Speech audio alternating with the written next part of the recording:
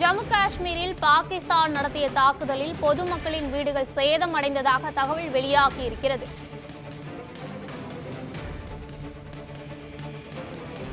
நள்ளிரவில் பாகிஸ்தான் நடத்திய தாக்குதலில் பொதுமக்களின் வீடுகள் சேதமடைந்ததாக தகவல் வெளியாகியிருக்கிறது. பாகிஸ்தான் நடத்திய துப்பாக்கிச்சூடு தாக்குதலில் சுமார் 10 வீடுகள் சேதமடைந்ததாக தகவல் வெளியாகியுள்ளது.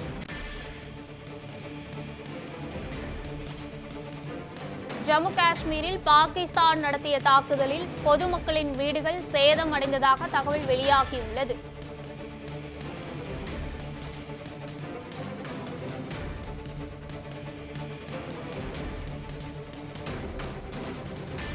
நள்ளிரவில் பாகிஸ்தான் நடத்திய தாக்குதலில் பொதுமக்களின் வீடுகள் சேதமடைந்ததாக தகவல் வெளியாகியுள்ளது.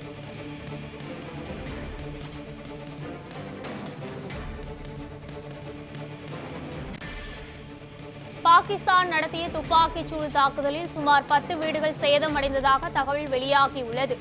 தற்போது முக்கிய செய்தியாக பார்த்து வருகிறோம். பாகிஸ்தான் நடத்திய துப்பாக்கிச்சூடு தாக்குதலில் சுமார் 10 வீடுகள் சேதமடைந்ததாக தகவல் வெளியாகியுள்ளது.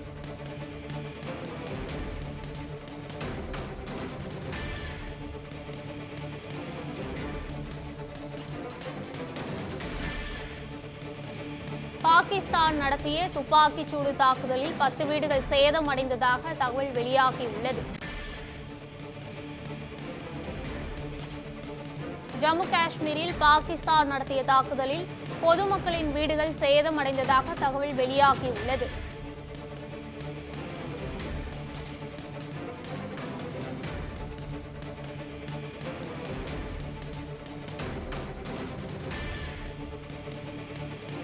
பாகிஸ்தான் நடத்திய தாக்குதலில் பொதுமக்களின் வீடுகள் சேதமடைந்ததாக தகவல் வெளியாகியுள்ளது. முக்கிய செய்தியாக பார்த்து வருகிறோம். ஜம்மு காஷ்மீரில் பாகிஸ்தான் நடத்திய தாக்குதலில் பொதுமக்களின் வீடுகள் சேதமடைந்ததாக தகவல் வெளியாகியுள்ளது.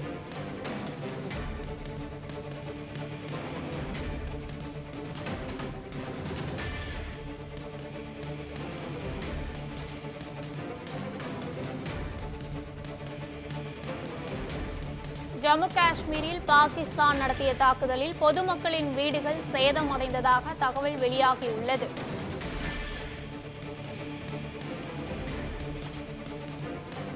இதுகுறித்த கூடுதல் விவரங்களை வழங்குவதற்காக எமது செய்தியாளர் டார்வின் இணைகிறார். வணக்கம் டார்வின். பாகிஸ்தான் நடத்திய தாக்குதலில் பொதுமக்களினுடைய வீடுகள்ல சேதமடைந்ததாக தகவல் வெளியாகி இருக்கிறது. முழுமையான விவரங்களை பதிவு பண்ணுங்க. இந்தியா மற்றும் பாகிஸ்தானுக்கு இடையேயான ஒரு போர் பதற்ற சூழ்நிலை என்பது தொடர்ச்சியாக எல்லைப் பகுதியில் நிலவி வந்திருக்கிறது. குறிப்பாக தற்போது சீஃபேர் வேலைகள் என்று சொல்லக்கூடிய போர் நிறுத்த ஒப்பந்தத்தை தாண்டி அவர்கள் எல்லை கட்டுப்பாட்டு பகுதியில் பாகிஸ்தான் ராணுவம் தொடர்ச்சியாக தாக்குதல் நடத்தியதை தொடர்ந்து இந்திய ராணுவமானது அதற்கான பதிலடியை கொடுத்திருக்கிறது. நேற்று இரவு முதல் அதிக அளவிலான தாக்குதலை பாகிஸ்தான் மேற்கொண்டிருக்கிறது. குறிப்பாக அவர்கள் ட்ரோன் மூலமான தாக்குதலில் ஈடுபட்டிருந்தார்கள். இந்த ட்ரோன் தாக்குதலை பொறுத்த வரைக்கும் பார்த்தோம் என்றால் சுமார் 50க்கும் மேற்பட்ட ட்ரோன்களை இந்திய ராணுவமானது சுற்றி வீழ்த்தி அதை முறியடித்திருக்கிறது அந்த தாக்குதலை. அதே வேளையில் முழுவதுமாக தொடர்ச்சியாக சிறு வெடிகுண்டுகள் அதே போன்று ஆர்டிலரி என்று சொல்லக்கூடிய இந்த துப்பாக்கி சூடுகள் என்பது தொடர்ச்சியாக நடைபெற்று வந்தன.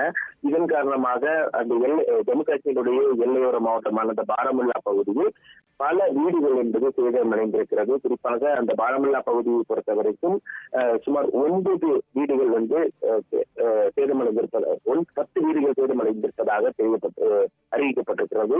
கடந்த நேற்றைய தினம் இரவு 9 மணிக்கு இந்த தாக்குதல் என்பது கடுமையாக நடத்தப்பட்ட நிலையில் தான் அங்கு இருக்கக்கூடிய வீடுகள் என்பது அதிக அளவில் சேதமடைந்திருக்கின்றன. அதே போன்று உடைமைகளை பொறுத்த வரைக்கும் வாகனங்கள் எல்லாம் சேதமடைந்திருப்பதாக அங்கிருக்கக்கூடிய நபர்கள் தெரிவித்திருக்கிறார்கள்.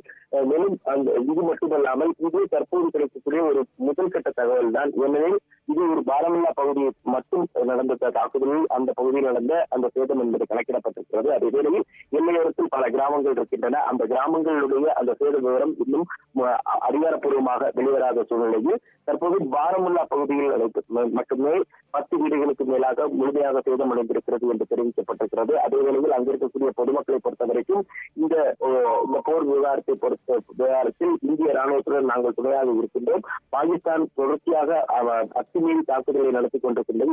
இரவு முழுவதும் அந்த குண்டு சத்தம் கேட்டுக்கொண்டே இருந்தது என்று தெரிவித்திருக்கிறார்கள். மேலும் ஒரு அச்சமான சூழ்நிலை அங்கு இருப்பதாகவும் தெரிவித்திருக்கிறார்கள். எல்லையோர கிராமத்தில் இருக்கக்கூடிய பொதுமக்கள் பாதுகாப்பான பகுதிக்கு செல்ல வேண்டும் என்று ஏற்கனவே உள்துறை அமைச்சகம் கேட்டுக்கொண்ட நிலையில் அந்த எல்லையோர கிராமங்களில் தற்போது இந்த வீடுகள் என்பது சேதமடைந்திருப்பது மக்களுக்கு ஒரு அச்சத்தை ஏற்படுத்தி இருக்கிறது. மேலும் அந்த பகுதியில் பலர் காலி செய்து கொண்டு சென்றிருப்பதாகவும் அங்கு இருக்கக்கூடிய பொதுமக்கள் தெரிவித்திருக்கிறார்கள். பதற்றம் நிலவி வந்த நிலையில இப்ப தற்போது ஜம்முவில் அமைதியான சூழல் திரும்புவதாக தகவல் வெளியாகி இருக்கிறது. இது பற்றிய முழுமையான விவரங்களை பதிவு பண்ணுங்க டார்வின். போர் பதட்டம் என்பது தொடர்ச்சியாக நடைபெற்றுக் கொண்டிருக்கிறது. குறிப்பாக அந்த எல்லையோர ஜம்மு காஷ்மீருடைய எல்லையோர மாவட்டங்களில் தான் இந்த போர் பதட்டம் என்பது அதிக அளவில் இருந்த நிலையில் நேற்று ஜம்மு காஷ்மீருடைய அந்த ஜம்மு நகர் பகுதிகளிலும் டிரான் அட்டாக்குகள் நடத்தக்கூடும் என்று தெரிவிக்கப்பட்டிருந்த நிலையில் அது ஒரு பதட்டமான சூழ்நிலை இருந்திருந்தது. அதே வேளையில் அங்கு தற்போது இயல்பு வாழ்க்கை என்பது காலையில் நார்மலாக தொடங்கி இருக்கிறது என்றே கூற வேண்டும். இது அதே வேளையில் அங்கிருக்கக்கூடிய அந்த இன்ஸ்டிடியூஷன்ஸ் உள்ளிட்டவை எல்லாம் மூடப்பட்ட நிலையில் தான் தற்போது அங்கு தாக்குதல் என்பது இதுவரைக்கும் இல்லாத சூழ்நிலையில் பொதுமக்களுடைய வாழ்க்கை என்பது தற்போது நார்மலாக அதாவது காலை பொழுது என்பதால் தற்போதைய நிலையில் அது தொடர்ச்சியாக அவர்களுடைய இயல்பு வாழ்க்கை என்பது நடந்து கொண்டிருக்கின்றது. ஆனால் அங்கு இருக்கக்கூடிய போர் பதட்ட சூழ்நிலை என்பது மக்களுக்கு ஒரு அச்சத்தில் இருக்கிறார்கள் என்பதில் எந்த ஒரு மாற்று கருத்தும் இல்லை. தற்போதைய நிலையில் அந்த பகுதி பாதுகாப்பாக இருக்கப்பட்டிருக்கிறது. மேலும் ஜம்முவை பொறுத்த வரைக்கும் அதிக அளவிலான பாதுகாப்பு படை வீரர்கள் குவிக்கப்பட்டிருக்கிறார்கள். மேலும் அங்கிருக்கக்கூடிய போலீசாரும் பாதுகாப்பு பணியில் ஈடுபட்டிருக்கிறார்கள். வாகன தணிக்கை உள்ளிட்டவற்றோடும் ஈடுபட்டிருக்கிறார்கள். அவ்வப்போது அந்த ஏர் டிஃபென்ஸ் சிஸ்டம்ஸுக்கான அந்த சைரன் ஒலி என்பது எழுப்பப்பட்டு வருகிறது. ஏனெனில் பாகிஸ்தானுடைய எல்லை பகுதியில் இது இருப்பதன் காரணமாக எல்லைக்கு அருகிலே இருப்பதன் காரணமாக அங்கிருந்து ஏதாவது ட்ரோன் தாக்குதலோ இல்லை அங்கிருந்து பாகிஸ்தானுடைய ஏவுகணை தாக்குதலாக தொடங்கி இருந்தாலும் உடனடியாக அந்த ஏர் டிஃபென்ஸ் சிஸ்டம் என்று சொல்லக்கூடிய வான்வெளி தாக்குதல் அலாரம் என்பது உடனடியாக ஒழித்துவிடும். அந்த சமயத்தில் மக்கள் தொடர்ச்சியாக சற்று பீதியில் இருப்பார்கள். தற்போதைய நிலையில் ஜம்முவை பொறுத்தவரைக்கும் இயல்பாக இருந்து கொண்டிருக்கின்றது.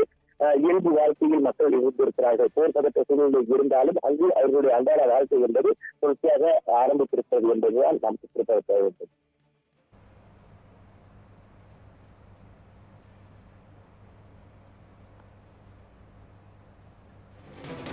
விவரங்களுக்கு நன்றி டார்வின்.